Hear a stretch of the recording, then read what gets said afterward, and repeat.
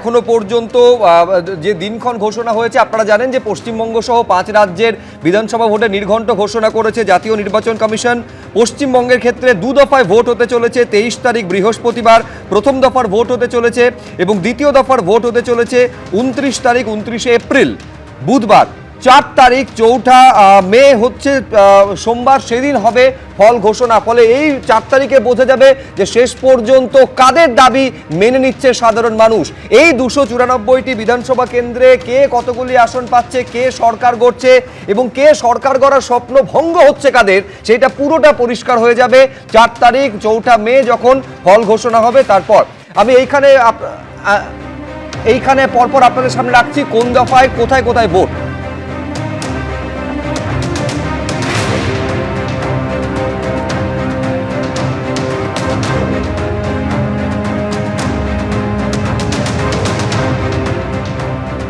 এই মুহূর্তে খবর পাওয়া যাচ্ছে আগামী পরশু অর্থাৎ মঙ্গলবার তৃণমূল প্রার্থী তালিকা ঘোষণা করতে পারে। আগামীকাল বামেরা প্রার্থী তালিকা ঘোষণা করতে চলেছে। তারপর দিন অর্থাৎ মঙ্গলবার, সোমবার বামেরা প্রার্থী তালিকা ঘোষণা করতে চলেছে। মঙ্গলবার তৃণমূল কংগ্রেস তারা প্রার্থী তালিকা ঘোষণা করবে। আজকে ভোটে নির্ঘণ্ট ঘোষণা হয়ে গেল, তাই নিয়ে কি বলছেন মোহাম্মদ সেলিম, সিপিএম রাজ্য সম্পাদক, এবং কি বলছেন বিজেপির তরফে শঙ্কর ঘোষ, পরপর শুনবো। আমরা চেয়েছি সরকারের দফা রফা করতে, পরিষ্কার কথা। মমতা ব্যানার্জি যখন বামফ্রন্ট সরকার ছিল তখন বলতেন এক দফায় নয় অনেক দফায় করতে হবে, ইতিহাসটাকে ঝালিয়ে নিন। আমরা বলেছি দফার ব্যাপার না, আমাদের কাছে হচ্ছে অবাধ, সুষ্ঠু, নিরপেক্ষ, শান্তিপূর্ণ ভোট হবে কিনা, ভোটাররা ভয়হীনভাবে ভোট দিতে পারবে কিনা, সেখানে দাঁড়িয়ে ভয় দেখানো ভোটারকে চলবে কিনা, ভোটার লিস্ট নির্ভুল হবে কিনা, মৃত ভোটাররা ভোটার লিস্টে বাইরে থাকবে কিনা, এসব আমাদের স্পষ্ট করে বলা আছে। 18 বছর যাদের হয়ে গেছে সবার নাম ইনক্লুড হবে কিনা, জাত পাত ধর্ম বর্ণ ভাষা থেকে কারো ভোটাধিকার কেড়ে নেওয়া যাবে না। শান্তিপূর্ণ যদি ভোট হয়, নির্বাচন কমিশন যা ঘোষণা করে সেটা যদি লাগু করে এবং গোটাটা নজরদারি ঠিক থাকে। পশ্চিমবঙ্গ প্রদেশ আমরা প্রস্তুত নির্বাচনের জন্য, এবং এর পাশাপাশি যেটা বলার, অনেক ধরনের স্পেকুলেশন ছিল নির্বাচনকে নিয়ে। ইলেকশন কমিশন নির্বাচনী নির্ঘণ্ট প্রকাশ করবার মধ্যে দিয়ে সমস্ত স্পেকুলেশনের অবসান, এবং গতকাল মাননীয় প্রধানমন্ত্রী নরেন্দ্র মোদী মহাশয় তিনি ব্রিগেডের জনসভায় তৃণমূল কংগ্রেসের সরকারের কাউন্টডাউন, চলে যাওয়ার কাউন্টডাউন তিনি শুরু করে দিয়েছেন। পশ্চিমবঙ্গে ডাবল ইঞ্জিনের সরকারের যে দীর্ঘদিনের মানুষের যে ইচ্ছা, মানুষের যে অ্যাসপিরেশন, মানুষের আকাঙ্ক্ষা, মানুষের চাহিদা, পশ্চিমবঙ্গবাসীর চাহিদা অনুযায়ী ডাবল ইঞ্জিনের সরকার এই রাজ্যকে নতুনভাবে চালাবে। একটা বিষয় অতনু, যে কমিশনের তরফ থেকে প্রস্তুতির কিন্তু কোথাও কোনো অভাব নেই। এক হচ্ছে প্রশাসনের সঙ্গে বৈঠকের পর কড়া দাওয়াই দিয়ে গিয়েছেন মুখ্য নির্বাচন কমিশনার। কেন্দ্রীয় বাহিনী পশ্চিমবঙ্গে আছে, হয়তো আরও প্রচুর কেন্দ্রীয় বাহিনী দফায় দফায় হয়তো এই রাজ্যে আসতে চলেছে। নির্বাচন কমিশনের তরফে কেন্দ্রীয় বাহিনীদের সঙ্গে বডি ক্যাম, জিপিএস, বুথের ভেতরে সিসিটিভি, বুথের বাইরে সিসিটিভি, বজ্র আটুনি যাকে বলে, কিন্তু শেষ পর্যন্ত এই বজ্র আটুনি দিয়ে ভোটটা অবাধ করা যাবে কিনা, এইটা $1 মিলিয়ন কোয়েশ্চেন। দেখো, একবারই তার কারণ হচ্ছে যে কেন্দ্রীয় বাহিনীকে শুধু তো আনলে হবে না, কেন্দ্রীয় বাহিনীকে সঠিকভাবে পরিচালনা করতে হবে। নির্বাচন কমিশনের নজরদারিতে তাদের সঠিকভাবে পরিচালনা হওয়া দরকার, রাজ্য পুলিশ প্রশাসনের সাহায্য দরকার। তো এই সমস্ত ফ্যাক্টরগুলো যদি একসঙ্গে কাজ করে তবেই কেন্দ্রীয় বাহিনী সঠিকভাবে কাজ করতে পারবে এবং তবেই শান্তিপূর্ণ নির্বাচন করা সম্ভব হবে। এটা একটা দুটো বিষয়ের ব্যাপার নয়, অনেকগুলো ফ্যাক্টর একসঙ্গে যদি সাকসেসফুলি কাজ করে তবেই এটা সম্ভব। তো এখন এটাই দেখার যে শেষ পর্যন্ত কি হয়।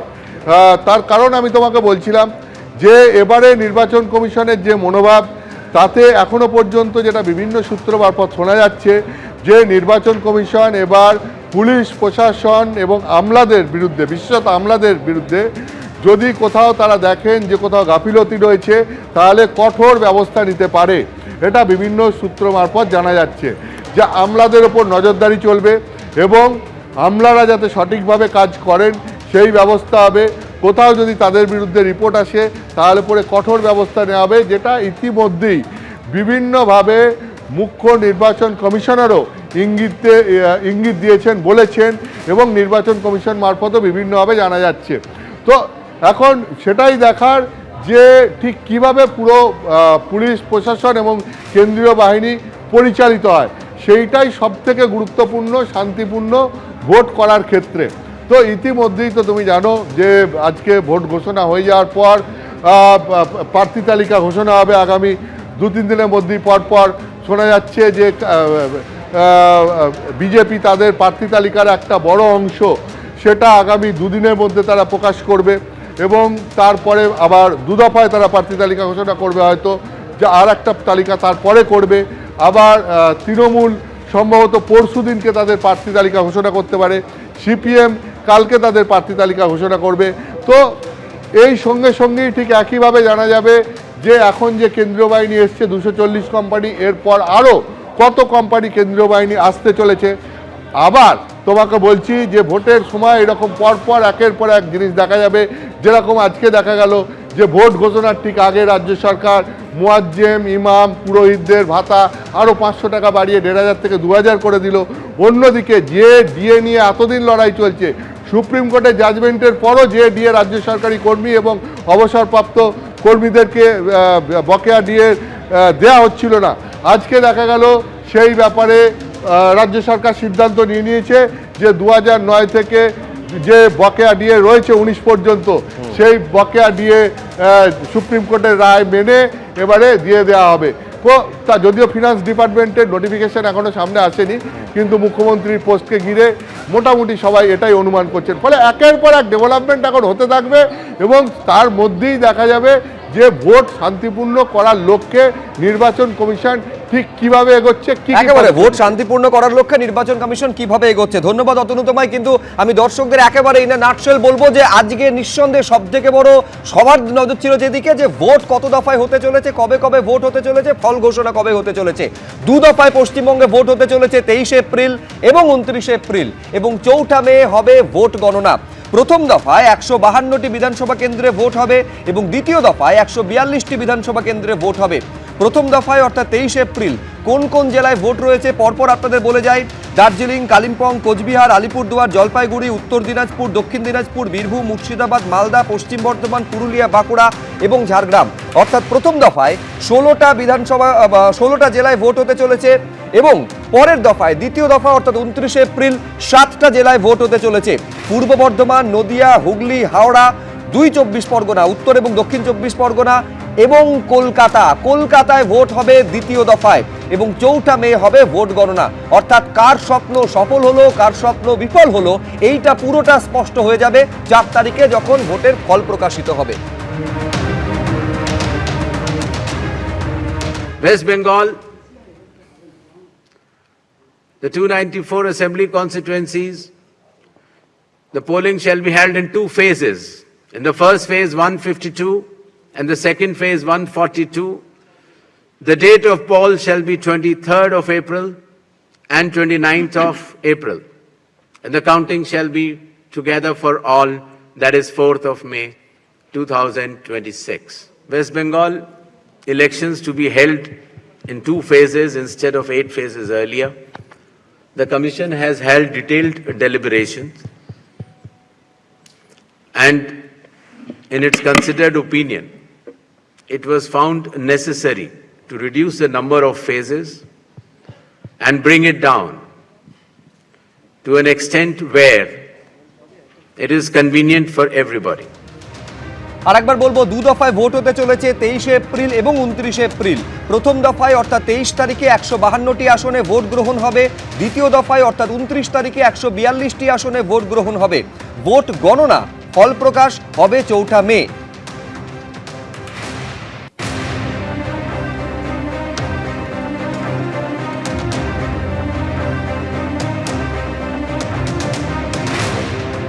আর এরই মধ্যে তৃণমূল কংগ্রেসের তরফে সোশ্যাল মিডিয়ায় পোস্ট করা হয়েছে, যেখানে বলা হচ্ছে বাংলা বিরোধীদের বাতিল করতে আর কত দফা চাই, 2 দফায় ভোট ঘোষণা হতে এই বলে আক্রমণ শানিয়েছে তৃণমূল কংগ্রেস।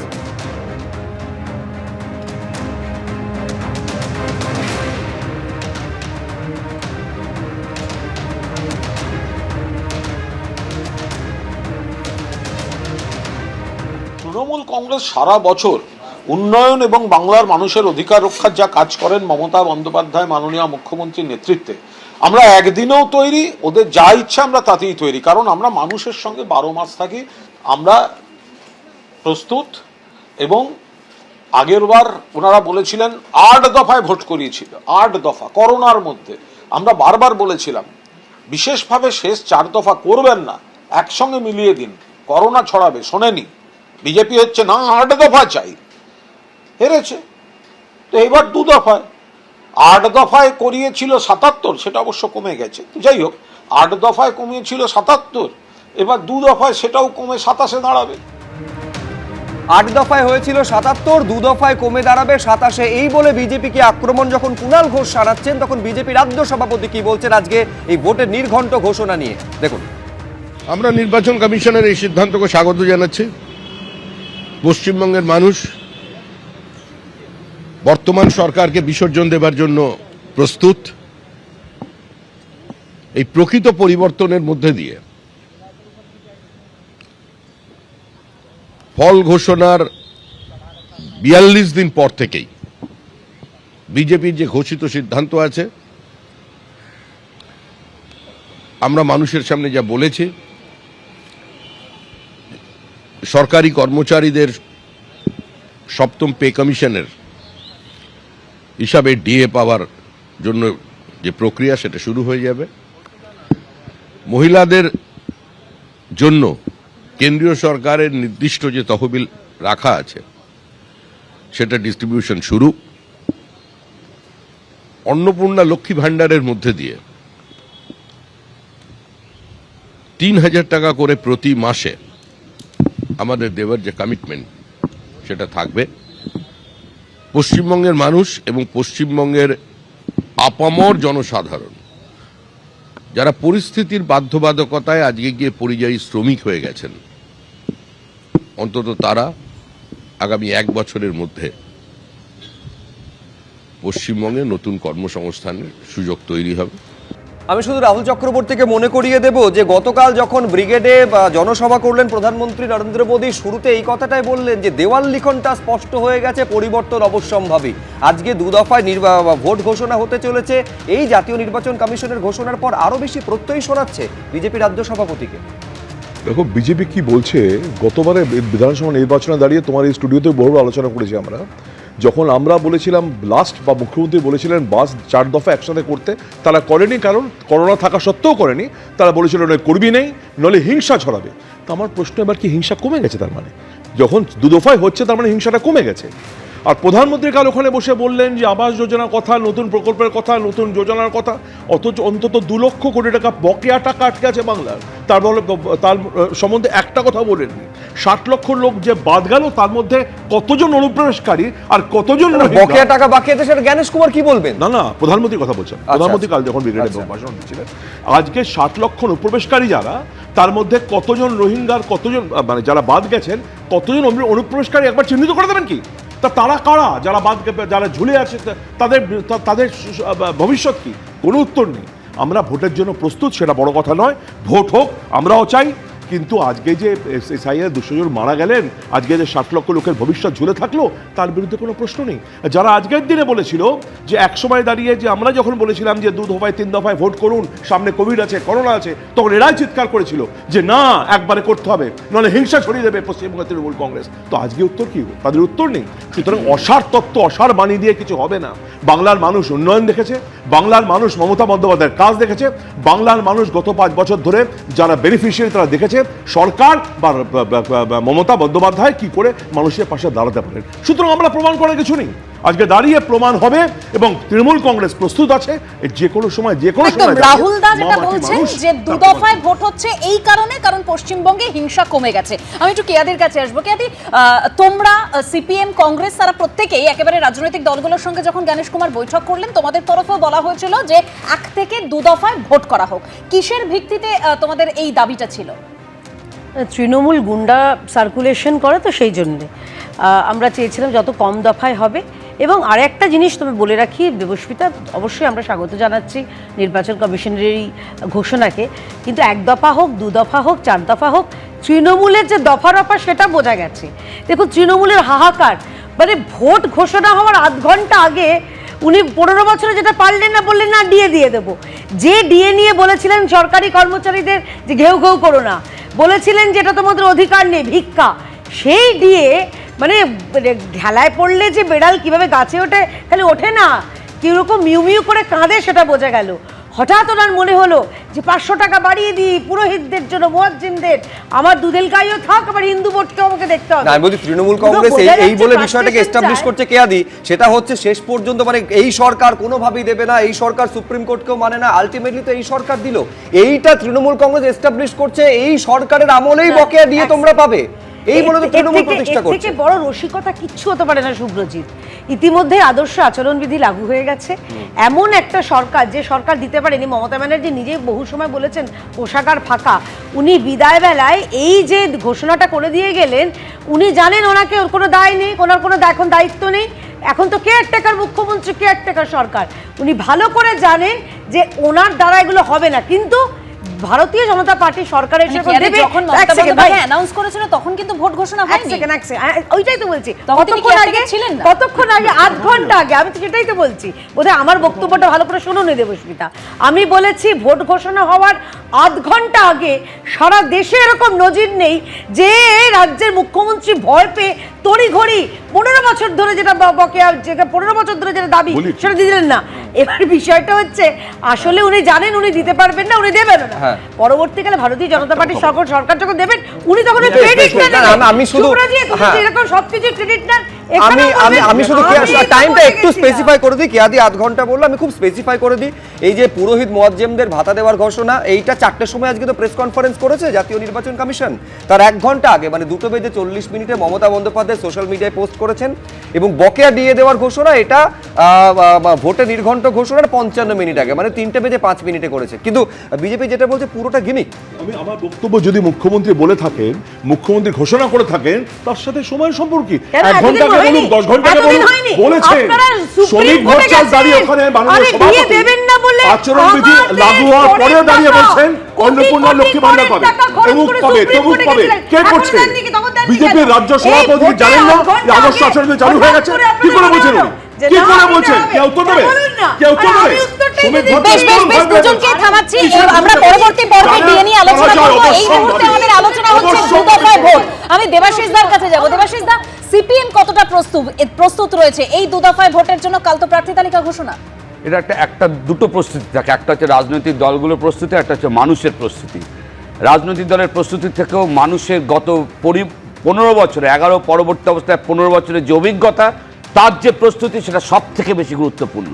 খেয়াল রাখতে হবে যে একটা সরকার 15 বছর ধরে চলছে, যেখানে তার সরকারি কর্মচারীদের কুকুর যে শব্দে উচ্চারণ করেন সেইভাবে অপমান করেছেন, এবং সরকারি কর্মচারী সাধারণ মানুষের ট্যাক্সের পয়সা ব্যবহার করে ভারতবর্ষের শ্রেষ্ঠ আইনজীবীদের কি করে সরকারি কর্মচারীদের শুধু নয়, এবং তার সাথে যুক্ত যে বৃহত্তর অংশ যারা সরকার চালায়, তাদেরকে কিভাবে 15 বছর ধরে ডিপ্রাইভ করা যেতে পারে, সেইটা আজকে 55 মিনিট আগেও এক্স্যাক্টলি টাইম বলে দিয়েছে। 55 মিনিট আগে ঘোষণা করছেন, মানে এগুলো কিন্তু কিভাবে অপমান হয়েছে, আন্দোলনকে কিভাবে আক্রমণ করেছে। 13 তারিখে, গত 13 তারিখের আন্দোলন রাজ্যে নতুন নজির তৈরি করেছে। যে একটা কথা বলতে হবে, দেশ স্বাধীন হওয়ার পর কোনোদিন কোনো রাজ্যে কোনো দলের পরিচালনা করা কোনো সরকারের সময়কালে যে অভিজ্ঞতা পশ্চিমবঙ্গের মানুষের 11 পরবর্তী অবস্থায় হয়েছে, এই অভিজ্ঞতা হয়নি। ফলে বামপন্থী দল যেরকমভাবে প্রস্তুতি রয়েছে, প্রত্যেকটা দল যেভাবে প্রস্তুতি রয়েছে, সব থেকে বড় প্রস্তুতি রয়েছে এই রাজ্যের মানুষের, তাদের তিক্ত অভিজ্ঞতার মধ্যে থেকে। যেভাবে শিক্ষক সমাজ আক্রান্ত হয়েছে, শিক্ষকের চাকরি গেছে, কোটি কোটি ছেলে মেয়ে অন্য রাজ্যে চলে গেছে, পড়াশোনা করার পর অন্য রাজ্যে চাকরিতে চলে গেছে। একটা সরকার সময়কালে পরিযায়ী শ্রমিক তৈরি করেছে, সিঙ্গুরকে হত্যা করেছে, কলকারখানা বন্ধ করে দিয়েছে। গত 1 দশকে এই রাজ্যে কোনো শিল্পে বিনিয়োগ হয়নি। যোগ্য অযোগ্য শিক্ষক করে শিক্ষক সমাজকে তাদের শিক্ষকতার জায়গা থেকে রাস্তায় নামিয়ে পুলিশ প্রহার ফলে এই ইস্যুগুলো নিয়ে যে বামেরা প্রচারে নামবে এইটা স্পষ্ট হচ্ছে। আমি একবার বিশ্বনাথ চক্রবর্তীর কাছে আসবো। আমি শুধু একটা ইনফরমেশন একটু আপডেট করে দিই আপনাদের। আগামীকালই বামেরা তাদের প্রার্থী তালিকা ঘোষণা করতে চলেছে। পরশু জানিয়েছিলাম আপনাদের তৃণমূল কংগ্রেস তাদের প্রার্থী তালিকা ঘোষণা করতে পারে এবং বিজেপি প্রথম দফায় 110টি আসনে তাদের প্রার্থী তালিকা ঘোষণা করতে পারে বলে ওই পরশু দিনই অর্থাৎ মঙ্গলবার একই সঙ্গে তৃণমূল কংগ্রেস এবং বিজেপি তৃণমূল ঘোষণা করতে পারে। তৃণমূল সচরাচর যেটা করে থাকে পুরো সব 294টা আসনেই ঘোষণা করে দেয়। এক্ষেত্রে কি হবে নিঃসন্দেহে সেদিকে আমাদের নজর থাকবে। পরশু সেই সম্ভাবনা রয়েছে এবং বিজেপি 145টি আসনে ওই একই দিন মঙ্গলবার তারা প্রার্থী তালিকা ঘোষণা করতে পারে। কিন্তু এইটার সঙ্গে সঙ্গে বিশ্বনাথ এটাও মাথায় রাখতে হবে যে দুটো দফায় ভোট হতে চলেছে, কিন্তু ওই বিভিন্ন বক্তব্য রাখার সময় একটা বিধিসম্মত সতর্কীকরণ বা অ্যাস্টেরিক্স দিয়ে কন্ডিশনস অ্যাপ্লাই যে বলা থাকে না, এক্ষেত্রে এটা মাথায় রাখতে হবে যে তার মধ্যে কিন্তু ওই বিবেচনাধীন 60 লক্ষের মতন আছেন, সেটারও কি হতে চলেছে, কারণ এরপর এক এক করে সাপ্লিমেন্টারি লিস্ট বেরোবে, তাদের কতজন ইনক্লুশন হচ্ছে তালিকায় সেটাকেও কিন্তু ধর্তব্যের মধ্যে রাখতে হবে। বিশ্বনাথ একেবারে স্বাধীন ভারতবর্ষের এত বিরাট সংখ্যক মানুষ অ্যাডজুডিকেশনে অর্থাৎ চূড়ান্ত ভোটার তালিকায় নাম নেই, সেই অবস্থায় ইলেকশন কমিশন একটা রাজ্যের বিধানসভা নির্বাচন ঘোষণা করে দিয়েছে, এই নজির কিন্তু খুব একটা নেই। এর আগে নিশ্চয়ই ভোটার তালিকা সংশোধনকে নিয়ে কলকাতা হাইকোর্টে 1982 সালে মামলা হয়েছিল। সুপ্রিম কোর্ট বলেছে যে না, ভোটার তালিকা একটা নিরবিচ্ছিন্ন প্রক্রিয়া, ফলে সেটাকে আটকে রাখা যাবে না, নির্বাচন আটকে রাখা যাবে না, ফলে হয়েছে ঘটনা। কিন্তু এত বিরাট সংখ্যক 60 লক্ষ মানুষ এর ভাগ্য এখনো নির্ধারিত হয়নি যে তারা চূড়ান্ত ভোটার তালিকা আসবে কি আসবে না, যারা আসবে না তাদের কি ভবিষ্যৎ কি হবে, সেগুলোকে বাদ রেখেই কিন্তু এই নির্বাচনটা হতে যাচ্ছে, সেটা ব্যতিক্রমী। দ্বিতীয় যেটা, ইলেকশন কমিশনের মাইন্ডসেটের মধ্যে কিন্তু একটা বড় পরিবর্তন এসছে। তারা 2001 সালের পরে মনে করতো যে একাধিক ফেজ বাড়িয়ে তারা নিরাপত্তাকে নিশ্চিত করতে পারবে, রাজ্যের যে ভোটের সন্ত্রাস হয় সেটাকে কমাতে পারবে, ভোট লুট কমাতে পারবে। কিন্তু আজকে 2026-এ এসে তাদের সেই মাইন্ডসেট কমপ্লিটলি চেঞ্জ করেছে, ফেজ কম করে নির্বাচন নিরাপত্তা নিশ্চিত করতে চাইছে এবং যাতে করে মিসক্রান্ট যারা অর্থাৎ ভোটে যারা কারসাজি করে বা ভোট লুট করে তাদেরকে আটকানোর চেষ্টা করছে কম ফেজের মধ্যে নির্বাচন সম্পূর্ণ করে। এটা মাইন্ডসেটের পরিবর্তন। থার্ড যেটা অবশ্যই আমি বলবো যে এই এন্টার প্রসেসের মধ্যে নিরাপত্তা প্রশ্নটা সবচেয়ে গুরুত্বপূর্ণ। ইলেকশন কমিশন আশ্বাস দিচ্ছে বটে, কিন্তু সেই আশ্বাস দিচ্ছেন, সেই আশ্বাসটা কিভাবে নির্বাচন কমিশন বাস্তবায়িত করবে এটাই সবথেকে বড় প্রশ্ন। আজ দুদফায় ভোট ঘোষণা হলো এ রাজ্যে, আর সেই ভোট ঘোষণা হতে তৃণমূল আইএসএফ সংঘর্ষ, হাড়োয়ায় তৃণমূল আইএসএফ সংঘর্ষ, পার্টি অফিস পর্যন্ত ভাঙচুর করা হয়। দুপক্ষের সংঘর্ষ, পঞ্চায়েত সদস্য সহ আহত হয়েছেন বেশ কয়েকজন।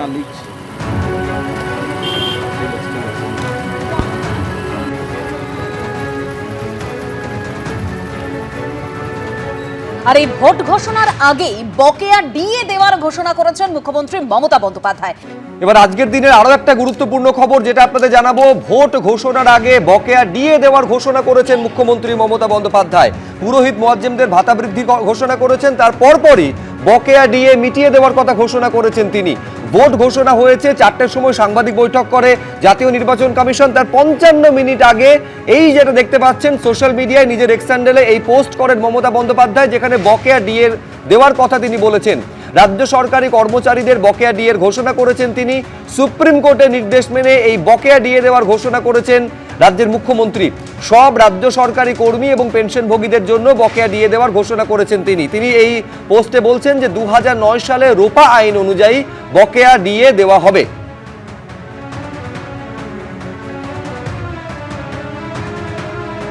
সংগ্রামী যৌথ মঞ্চের আহ্বায়ক ভাস্কর ঘোষ আমাদের সঙ্গে রয়েছেন। ভাস্কর দা, এই সুপ্রিম কোর্টের নির্দেশের পর রাজ্য সরকার এই সুপ্রিম কোর্টের নির্দেশ কার্যকর করছে না, তার প্রতিবাদে আপনারা রাস্তায় পর্যন্ত নামলেন, ধর্মঘট পর্যন্ত করলেন।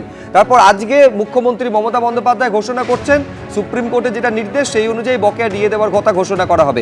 কিভাবে আপনারা দেখছেন?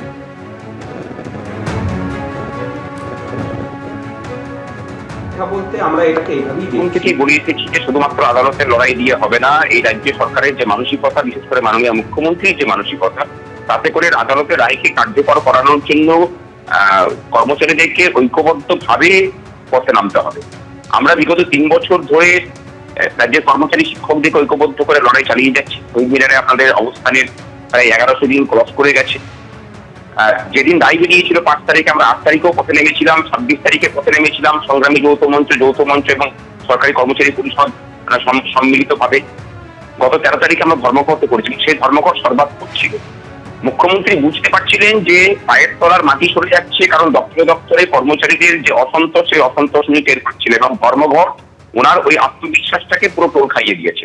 আমরা এটাকে এভাবেই দেখছি যে উনি কোনো সদিচ্ছার বসে করেননি, বরং কর্মচারীদের যে সম্মিলিত প্রচেষ্টা এবং যে নাছোড় মানসিকতা, হার না মানা যে লড়াই, সেই লড়াইয়ের কাছে নথি স্বীকার করতে বাধ্য হলেন কোর্টের মুখে।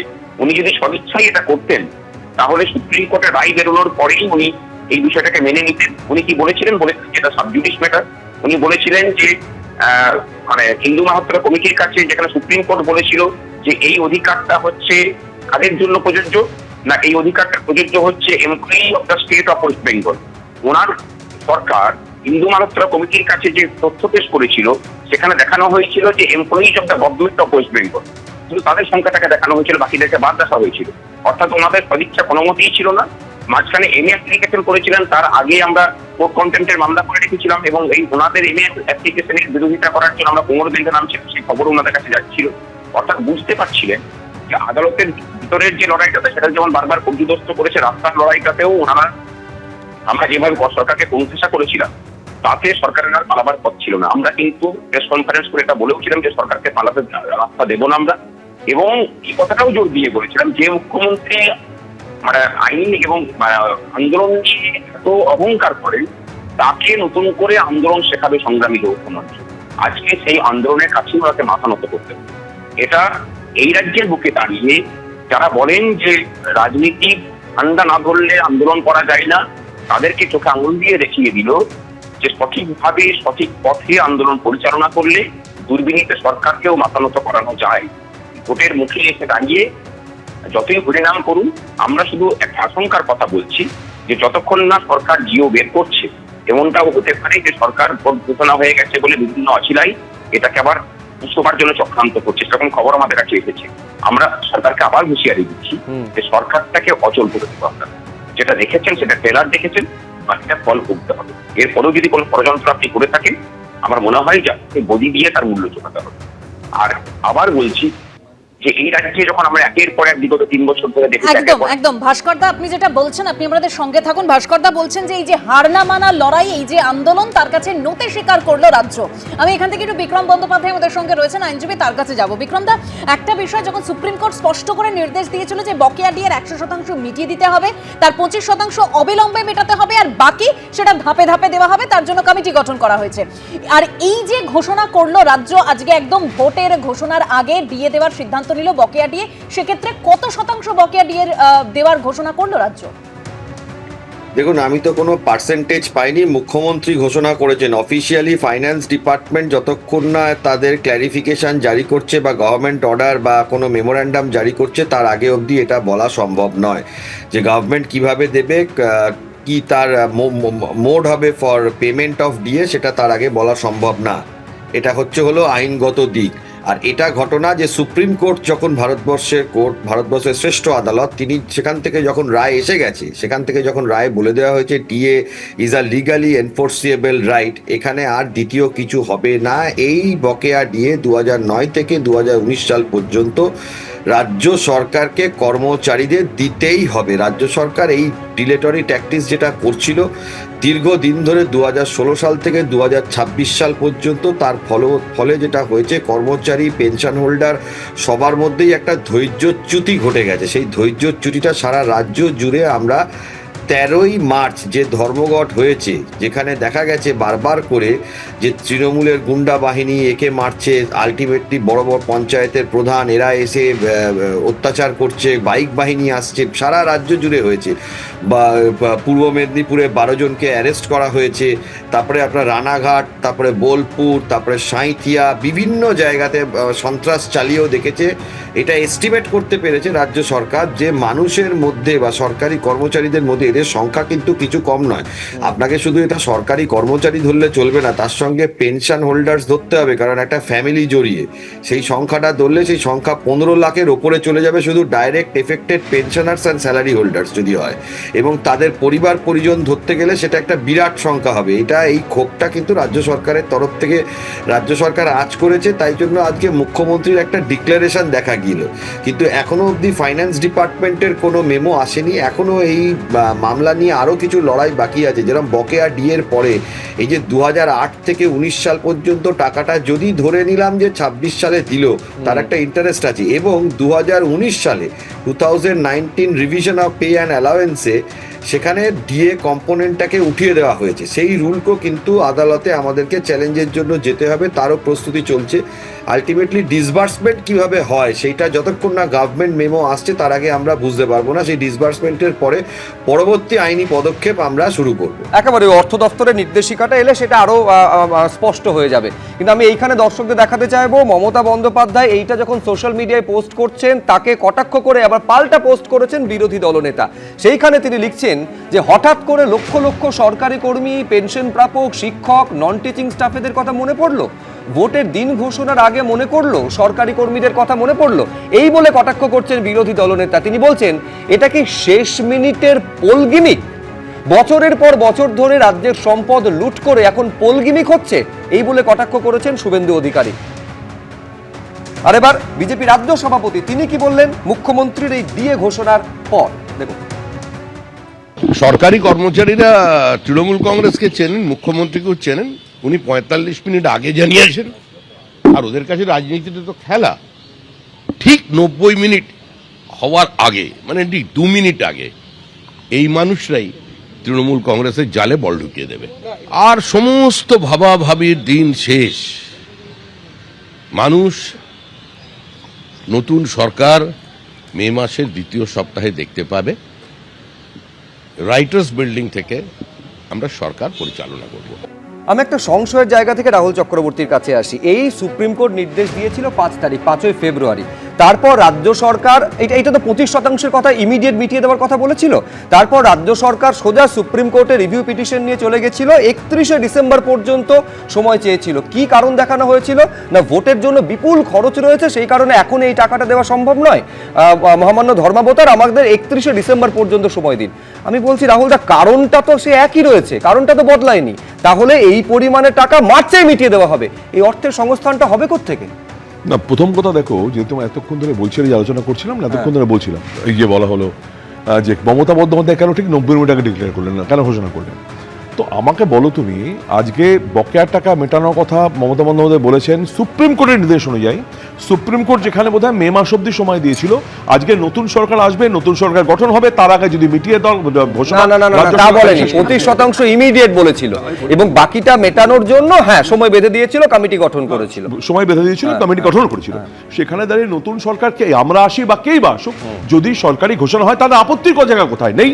দ্বিতীয়ত 2 লক্ষ হাজার কোটি টাকা বকেয়া টাকা বাকি, তাদের সুপ্রিম কোর্টে রাজ্য সরকার গেল কেন? শেষ করি বলতে তো, তাদের পরিবার পিছু কত মানুষ অভুক্ত থাকছে তার হিসাব কে দেবে? দ্বিতীয়ত 90 মিনিটের কথা বলছো, তার ঠিক একদিন আগে ভোট ঘোষণা প্রধানমন্ত্রী ব্রিগেডের ঢেঁড়া পিটিয়ে এতগুলো ঘোষণা করলেন, তখন তাতে আপত্তি হলো না, তখন তাদের সমস্যা হলো না। প্রধানমন্ত্রী বলেন তিনি সব বলতে পারেন, আর মুখ্যমন্ত্রী যদি 90 মিনিট আগে বলেন তাতে কত কথা বলা হচ্ছে এবং কত কথা বলছে মানুষের জন্যই তো করা। আমার মূল প্রশ্নটা আপনি যাচ্ছেন না। আমি মূল প্রশ্নের কথা না, আমার মূল প্রশ্ন যে টাকাটা আসবে কোত্থেকে? টাকা নেই বলে তো সুপ্রিম কোর্টের দরজার কড়া নেড়েছিলেন, সেই টাকাটা আসবে কোত্থেকে? সময় নিয়েছে রাজ্য সরকার, তার সংস্থান 31শে ডিসেম্বর পর্যন্ত নিয়েছিল, সেটা মার্চ মাসের মধ্যে কিভাবে হবে? মমতা বন্দ্যোপাধ্যায় বা রাজ্য সরকার বুঝেছেন যেখানে দরকার সুপ্রিম কোর্টের কথা। তোমরাই তো বলো যে সুপ্রিম কোর্টের কথা মানছি না আমরা, সুপ্রিম কোর্টের কথা রাজ্য সরকার মেনে নেয় না, সুপ্রিমের কথা তৃণমূল কংগ্রেসের সরকার মানে না, সুতরাং এটা করলেও দোষ, ওটা করলেও দোষ, মানুষের পাশে দাঁড়ালেও দোষ, না দাঁড়ালেও দোষ। অদ্ভুত ব্যাপার, এটা রাজনীতির কি আছে? রাহুলদা বলছেন এখানে সত্যি কোনো রাজনীতি নেই, কিন্তু আমাদের প্রশ্নটা হচ্ছে একটাই, যে কারণে রাজ্য একেবারে এক্সটেন্ড করলো সময়টা, একদম ডিসেম্বর পর্যন্ত চাইলো, সেখানে হঠাৎ করে মার্চ মাসে টাকাটা কোথা থেকে চলে আসলো? এই সঠিক উত্তরটা আমরা এখনো রাহুলদার কাছ থেকে পেলাম না। আসবো আমি পরবর্তীতে রাহুলদা। তবে এই জায়গায় যে মমতা বন্দ্যোপাধ্যায় যে ঘোষণা করলেন বকেয়া ডিএ দেওয়ার, সেক্ষেত্রে মোহাম্মদ সেলিম এবং আইনজীবী কি বলছেন, ফিরদৌস শামীম কি বলছেন শোনাব। আন্দোলনের রেজাল্ট বলে, পরিষ্কার কথা বুঝতে পারছেন না কেন?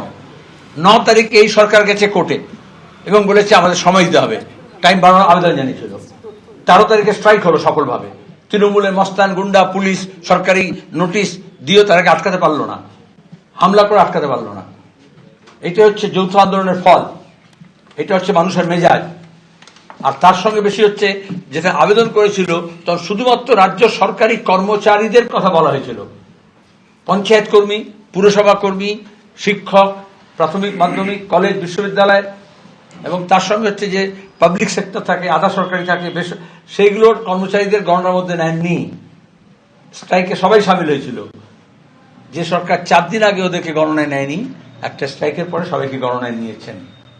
এটা উনি বাধ্য হয়েছেন, আর আন্দোলনের জয় হয়েছে। বিশেষ করে লাস্ট যে ধর্মঘটটি সংগঠিত হলো, যেখানে অ্যাক্টিভলি এবিটিএ, এবিপিটিএ, কোঅর্ডিনেশন কমিটি, যৌথ মঞ্চ সহ যারা যারা অংশগ্রহণ করেছেন, প্রতিটি কর্মচারী, প্রতিটি শিক্ষক, প্রতিটি শিক্ষাকর্মী, তাদের প্রত্যেকের জয় এবং প্রত্যেকের অ্যাক্টিভ পার্টিসিপেশনের ফলেই কিন্তু আজকে এই ঈপ্সিত লক্ষ্যে আপনারা পৌঁছতে পেরেছেন। কিন্তু লড়াই এখনো থামেনি। তার কারণ হচ্ছে রোপারুল 2019-এর সাপেক্ষে ডিএ যে এআইসিপিআই যে দিতে হবে, এখনো পর্যন্ত সেই অবস্থানগত অবস্থা সেটা কিন্তু এখনো পর্যন্ত গভর্নমেন্টের পক্ষ থেকে ডিক্লেয়ার করা হয়নি। তাই খুব নির্দিষ্ট 25% এরিয়ার ডিএ ইমিডিয়েটলি মিটিয়ে দিতে হবে এবং রায়টি ডিক্লেয়ার করা হয়েছিল 5ই ফেব্রুয়ারি 2026। সেদিনই কনফেডারেশন অফ স্টেট গভর্নমেন্ট এমপ্লয়িজের পক্ষ থেকে সেদিনই রায় কমিউনিকেশন হয়েছে। তার 8তম দিনে কন্টেম্প্ট হয়েছে, তার কন্টেম্প্ট নোটিশ হয়েছে, তার 8তম দিনে কন্টেম্প্ট অ্যাপ্লিকেশন জমা পড়েছে সুপ্রিম কোর্টের সামনে।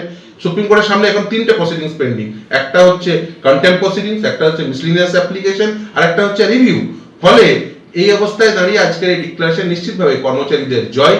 শিক্ষক, শিক্ষাকর্মী, সরকারি কর্মচারী, মিউনিসিপ্যালিটির কর্মচারী, পঞ্চায়েতের কর্মচারী সহ প্রত্যেকের জয়। ডিএ আন্দোলনকারীরা তারা স্পষ্ট বলছেন, এই যে ধর্মঘট তারা করেছেন, ধর্মঘটে এই বিপুল যে সফল হয়েছে তার কারণেই রাজ্য নতি স্বীকার করলো এবং রাজ্য ভোট ঘোষণার আগেই এই বকেয়া ডিএর কথা ঘোষণা করলো। বিরোধীরা তাদের বক্তব্য যে কোথাও এটা ভোটের কথা মাথায় রেখে তড়িঘড়ি এই সিদ্ধান্ত নেওয়া হয়েছে, কারণ এই ভোট কর্মী হিসেবে এই সরকারি কর্মীরাই তো কাজ করবেন। কেয়াদি একেবারেই তাই। প্রথম আমি শুভেচ্ছা জানাবো অবশ্যই ভাস্কর ঘোষ এবং সমস্ত সংগ্রামী যৌথ মঞ্চে যারা ছিলেন, যারা এতদিন ধরে আন্দোলন করছেন, নিরবচ্ছিন্ন আন্দোলন করছেন। কিন্তু ভাস্করদা যে একটা আশঙ্কার কথা বলেছে, এটা তো কিছু মানে অমূলক নয়, আশঙ্কাটাই বাস্তব হবে। কারণ এই সরকারের কোনো দায় নেই, দায়বদ্ধতা নেই এবং এখানে ভাড়া শূন্য। ঠিক যে কারণে মমতা ব্যানার্জি আগে বলেছিলেন যুবসাথী টাকা অগস্টে দেবে, সেটাকে ফাস্ট ফরওয়ার্ড করে এপ্রিল, তারপরে এলেন মার্চে, ঠিক সেভাবেই ডিএ কথাটা বললেন। এবং একটা তথ্য বলে দিই, 27শে ফেব্রুয়ারি 2024 সাল অর্থাৎ লোকসভা ভোটের ঠিক আগে মমতা বন্দ্যোপাধ্যায় ঘোষণা করেছিলেন, রাজ্য সরকার ঘোষণা করেছিল পঞ্চায়েতে 6,652টি পঞ্চায়েতে শূন্যপদ দেওয়া হবে। এর মধ্যে ছিল কার্যনির্বাহী সহকারী, typist, data entry operator, clerk, বিভিন্ন পদে। তারপরে 2 বছর কেটে গিয়েছে দেবস্মিতা শুভ্রজিৎ, না রিক্রুটমেন্ট হয়েছে, না বিজ্ঞপ্তি হয়েছে, না ওই শূন্যস্থান ভরাট হয়েছে। অর্থাৎ মমতা বন্দ্যোপাধ্যায় বাকি সব প্রতিশ্রুতির মতন এটাও ফাঁকা প্রতিশ্রুতি হবে। এটা এই 2024-এর যে প্রতিশ্রুতি বলেন যে আমরা যেটা বলি সেটা আমরা করে দেখাই। 2021-এ লক্ষ্মীর ভান্ডারের কথা বলেছে, সেটা ডবল চাকরি প্রত্যেকের অ্যাকাউন্টে, ডবল চাকরি বলেছিলেন। লক্ষ্মীর ভান্ডার, সামাজিক প্রকল্প দরকার, আমাকে বলো উন্নয়ন কি হয়েছে? এই বিজিবিএস এ বেঙ্গল মিন্স বোম ছাড়া পশ্চিমবঙ্গে শিল্প কটা এসছে? তুমি নিশ্চয়ই বলবে না যে দিদি খেয়াদি চপ শিল্প, মোমো শিল্প, কচুরি শিল্প, ফুচকা শিল্প, কাশফুলের বালিশের শিল্প, ঢপ শিল্প, সোনা পাচার, গরু পাচার, বালি পাচার, এগুলো শিল্প, নিশ্চয়ই বলবে না। বাস্তবে পশ্চিমবঙ্গে শিল্প কোথায় এসছে? আসেনি। বোমা শিল্প এসছে, অনুব্রতর ওই বিপ শিল্প এসছে, এগুলো হয়েছে। তাছাড়া পশ্চিমবঙ্গে উন্নয়নমূলক মমতা বন্দ্যোপাধ্যায় কি কাজ করেছেন? আমি বলছি না, মমতা বন্দ্যোপাধ্যায় বিধায়করা বলছে দিদি টাকা দিন, একটা পুল করবো, কে বলছেন বাস স্ট্যান্ড করবো, বলছেন না টাকা নেই, আমাকে লক্ষ্মীর ভান্ডারে দিতে হবে। কারণ ওনার কাছে লক্ষ্মীর ভান্ডার মানে ভাবছেন যে এটা তৃণমূল দিচ্ছে এবং ভোটটা সেই কারণে আদায় করবেন। পশ্চিমবঙ্গের মানুষ জেনে গেছে লক্ষ্মীর ভান্ডারে হবে না, যেটা মাননীয় শ্রমিক ভট্টাচার্য বললেন, অন্নপূর্ণা ভান্ডারে ভারতীয় জনতা পার্টির যে আশ্বাস, ভাতার কথা বারে বারে কেয়া ঘোষ বলছেন। আমি এইখানে দর্শকদের দেখাতে চাইবো যে ডিএ মিটিয়ে দেওয়ার আগে আরেকটা সোশ্যাল মিডিয়ায় পোস্ট করেছেন এক্স হ্যান্ডেলে, যেখানে পুরোহিত এবং মুয়াজ্জেমদের ভাতা বৃদ্ধির কথা তিনি ঘোষণা করেছেন। তিনি বলেছেন মাসে 500 টাকা করে ভাতা বৃদ্ধি করা হচ্ছে, এবার থেকে মাসে 2000 টাকা করে পাবেন পুরোহিত এবং মুয়াজ্জেমরা। এবং এই সঙ্গে তিনি এইটা বলছেন যে প্রতিটি সম্প্রদায় এবং সংস্কৃতিকে আরো শক্তিশালী করাই লক্ষ্য। এইটা হচ্ছে সময়টা একেবারে মার্ক করা আছে, দেখতে পাচ্ছেন 2:40 মানে 4টেই ভোটের নির্ঘণ্ট ঘোষণা হচ্ছে, তার 1 ঘন্টা 20 মিনিট আগে এই ঘোষণা মমতা বন্দ্যোপাধ্যায় করেছেন পুরোহিত এবং মুয়াজ্জেমের ভাতা বৃদ্ধি নিয়ে। এবার পুরোহিত মুয়াজ্জেমরা কি বলছেন আমি একবার দর্শকদের দেখাবো, তারপরে প্রদীপদার কাছে আসছি। ব্রাহ্মণদের জন্য নয়, ইমামদের জন্য ভাবছে, সবার জন্য ভাবছে, ভাবার জন্য যে ভাবিয়ে দিয়েছে আমাদেরকে। আমাদের গর্ব হচ্ছে এরা মুখ্যমন্ত্রী আমাদের বাংলায় আছে। সারা স্টেটে ঘুরে দেখুন, এরা মুখ্যমন্ত্রী পাবেন না। আমরা বাংলার মুখ্যমন্ত্রীর কাছে গর্ব। যারা সনাতনী সনাতনী বলে বলছে আজকে বাংলায় এসে, বিজেপির কাছে আমাদের শিখতে হবে যে সনাতনী সনাতনী, মুখ্যমন্ত্রীর কাছে শিখুন। বাংলায় এসে শুধু উল্টো পাল্টা বললে হবে না যে সনাতনী, আমরাই সনাতনী আমরাই সনাতনী, আমরা সনাতনী বললে হবে না। আমি তথ্য পরিসংখ্যান নিয়ে প্রদীপ চট্টোপাধ্যায়ের কাছে আসি। একেবারে এই মুহূর্তে রাজ্যের মাথার উপরে হচ্ছে 8 লক্ষ কোটি টাকার মতন ঋণ আছে, কেন্দ্রীয় বঞ্চনা সেটা বিপুল পরিমাণ। একটা সময় তো তৃণমূল কংগ্রেস এইটা বলতো যে কেন্দ্রীয় হারে দিয়ে দেওয়া সম্ভব যদি কেন্দ্রীয় বঞ্চনা পুরোটা, মানে যেটা প্রাপ্য রাজ্যের কেন্দ্রের থেকে পুরোটা যদি মিটিয়ে দেয়। এই অবস্থায় ভাতা বৃদ্ধির কথা ঘোষণা করা হচ্ছে, এই অবস্থায় ডিএ মিটিয়ে দেওয়ার কথা ঘোষণা করা হচ্ছে। এক হচ্ছে টাকা কোত্থেকে আসবে, দ্বিতীয় কথা সব থেকে বড়, ভোটে আলটিমেটলি কতটা ডিভিডেন্ড এই ভাতা এবং ডিএ তৃণমূলকে দেবে।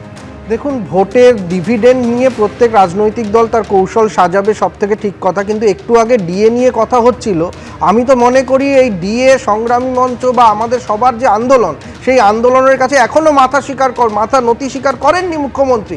আপনি দেখুন, যদি টাকার সংস্থান হয়ে থাকে তাহলেও তার আগে মনে হলো পুরোহিত ভাতা, ইমাম তাদের ভাতা 240-এ আর 3-5-এ হচ্ছে গিয়ে ডিএর জন্য টুইট করা। তাহলে টাকা কি আধ ঘন্টায় বেড়ে যায়? টাকা তো আজকে দিনের প্রথমেই তার কাছে যদি সংস্থান হয়, তাহলে আজকে ডিএ যারা আন্দোলনকারী, ডিএ উপভোক্তা, তাদের কথা সবার শেষে মনে হওয়াটা তাদেরকে অপমান করার সামিল।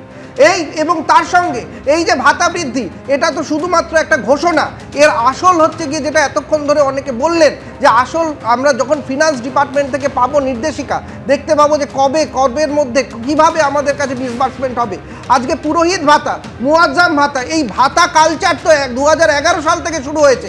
এই 2026 সালে আপনি বলুন তো, এত যদি জনপ্রিয় মা মাটি মানুষের সরকার হয়, ভাতা কেন দিতে হবে? তারা তো বলছেন কেন্দ্রীয় বঞ্চনার শিকার, সাধারণ মানুষ তো দেখতে পাচ্ছে কেন্দ্রীয় আটকে রেখেছে। তাহলে মমতা বন্দ্যোপাধ্যায়ের প্রতি মানুষের সহানুভূতি এমনিই আসতে পারে, তার জন্য শেষ বেলায় ভাতা ঘোষণা করা রাজনৈতিকভাবে চিন্তা, রাজনৈতিকভাবে দেউলিয়া হয়ে যাওয়ার সামিল বলে আমি মনে করি। সুপ্রিম কোর্ট বলেছে এইটা কি শেষ পর্যন্ত ওস্তাদের মার শেষ রাতে প্রমাণিত হবে, নাকি আলটিমেটলি এটা কোনো ডিভিডেন্ডই আলটিমেটলি ভোট বাক্সে তৃণমূলকে দেবে না? এ তো 4 তারিখে যখন ভোটের ফলাফল ঘোষণা হবে তখন বোঝা যাবে।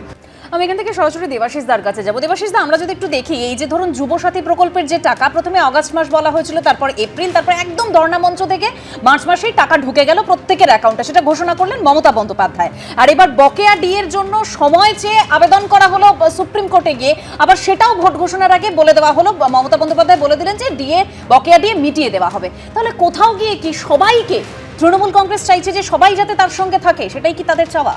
দেখুন, মানুষের মনকে কখনো বাজারের কমোডিটির সাথে যদি ইকুয়েট করে ফেলা হয়, তাহলেই রাষ্ট্র কিন্তু এই চেহারায় তার প্রশাসন চালাতে পারে, তার ঘোষণাকে জারি রাখতে পারে। সরকারের কিছু বাধ্যতামূলক কাজ থাকে, সেই কাজগুলোর সাথে কখনো রাজনীতিকে গুলিয়ে ফেলতে নেই। কিন্তু 2011 থেকে 2026 এই সময়কালে আমরা প্রতিটি ক্ষেত্রে সবসময়ের জন্য যেটা দেখেছি, দুর্নীতি অ্যাপার্ট, যে সরকার তার কাজ করতে গিয়ে প্রতি মুহূর্তে রাজনীতির বিষয়বস্তুগুলোকে গুলিয়ে ফেলছে। এর ফলে কিন্তু সরকারের যে গভর্নেন্সের যে মান মাত্রা, সেটা নিচের দিকে চলে যায়। একটা জিনিস শুধু এইখানে বলছি, যে একটা 15 বছরের শাসনকাল 11 পরবর্তী অবস্থায় আমরা তাকে নির্দিষ্ট করতে পারি একটা দুর্নীতির শাসনকাল। আমরা নির্দিষ্ট করতে পারি কেন্দ্রের এতগুলো সংস্থা, তারা 15 বছর ধরে তদন্ত করে কোনো একটা ক্ষেত্রেও কিন্তু শেষ পর্যন্ত কারা দুর্নীতি করেছে পারলো না, চিহ্নিত করে উঠতে পারলো না। আমরা একটা সময়কালকে দেখছি, যে সময়কালে এই রাজ্যের ক্রমাগত তার ডিগ্রেডেশন হচ্ছে সমস্ত ক্ষেত্রে, পড়াশোনার জায়গা থেকে শুরু করে, স্বাস্থ্য ক্ষেত্র থেকে শুরু করে, কলকারখানা থেকে শুরু করে, প্রত্যেকটা ক্ষেত্রে সামগ্রিকভাবে যে অবক্ষয়, এই যে আমি একবার ভাস্কর ঘোষের কাছে আসবো। আমি বলছি, ভাস্কর দা, আজকে মমতা বন্দ্যোপাধ্যায় যা ঘোষণা করেছেন সেটা আপনাদের আন্দোলনের জয় বলছেন, ঠিক আছে, কিন্তু আপনি আপনার বক্তব্যের সময় একবার বললেন এই সরকারি ঘোষণা বাস্তবায়নের ক্ষেত্রে সরকার আবার পিছিয়ে যেতে পারে, ষড়যন্ত্র থাকতে পারে। 100% ভরসা বলতে যেটা বোঝায়, সরকারের এই ঘোষণার উপর আপনাদের নেই কেন? নেই। তার কারণ হচ্ছে যে সরকারি ডিপার্টমেন্টে তো সরকারি কর্মচারীরাই আছেন, তাদের কাছ থেকে এই টুইটের পর থেকে যে ধরনের ষড়যন্ত্রের কথাবার্তা আমাদের কাছে এসেছে, সেই জায়গা থেকেই আমরা এই অভিব্যক্তি জ্ঞাপন করেছি এবং আমাদের অভিব্যক্তির প্রকাশ হচ্ছে এই কারণ জায়গা থেকে। আমরা এখানে সরকারকে সাবধান বানিয়েও দিচ্ছি, যদি আগুন নিয়ে খেলা করেন, না না আপনার কাছে প্রমাণ আছে কোনো? বলছেন যে আপনি কথাগুলো, যদি আগুন নিয়ে খেলা করেন প্রমাণ নিয়ে কথা বলুন, আপনি না কথা বলে প্রমাণ লাগে কেন? সবকিছু প্রমাণ লাগে। ভাস্কর ঘোষকে এবং সংগ্রামী যৌথ মঞ্চকে ভোট প্রমাণ করার জন্য চাইবো যে আগামীকালকে এই গভর্নমেন্ট জিও করে কি হবে? আমাদের মুখে সরকারি জিওটাকে ছুঁড়ে মারুন। আমরা চাই যে এই প্রমাণটা না চেয়ে ভাস্কর ঘোষদের মুখে সরকারি জিওটাকে বের করে ছুঁড়ে মারুন। আমরা চুরিয়ে পাবেন যখন মুখ্যমন্ত্রী বলেছে। বেশ, আমাকে একটু বিক্রমদার রিঅ্যাকশন নিতে হবে। 15 বছর ধরে সরকারটাকে চালিয়েছে। রাহুলবাবু যেটা বলছে যে সরকারি জিওটা যেমন বার করা প্রয়োজনীয়তা আছে, তার সঙ্গে কিন্তু এখনো 2019 রোপা, যে এটা ছিল 2009 রোপা, 2019 রোপায় ডিএ কম্পোনেন্টটাকে রুল থেকেই বাদ দিয়ে দেওয়া হয়েছে, সেটাও কিন্তু এখনো অবধি মুখ্যমন্ত্রী বলেননি। ঠিক আছে, সেটা নিয়েও কিন্তু লড়াই জারি আছে, আইনি লড়াই তো আছে, আর ভাস্কর বাবুরা রাস্তার লড়াই যেটা যেভাবে ঠিক করবেন সেইভাবে হবে। বিক্রম লড়াই করা করো না, বিয়েটা তো পেলেই হলো। না না, 2019টা তো বাকি আছে। বিয়ে তো পাবে, বিয়ে তো পাওয়ার কথা।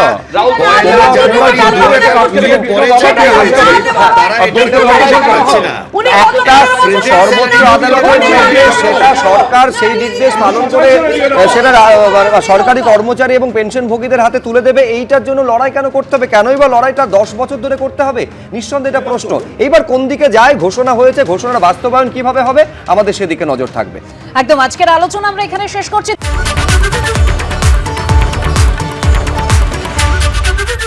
এবিপি আনন্দ, এগিয়ে থাকে, এগিয়ে রাখে।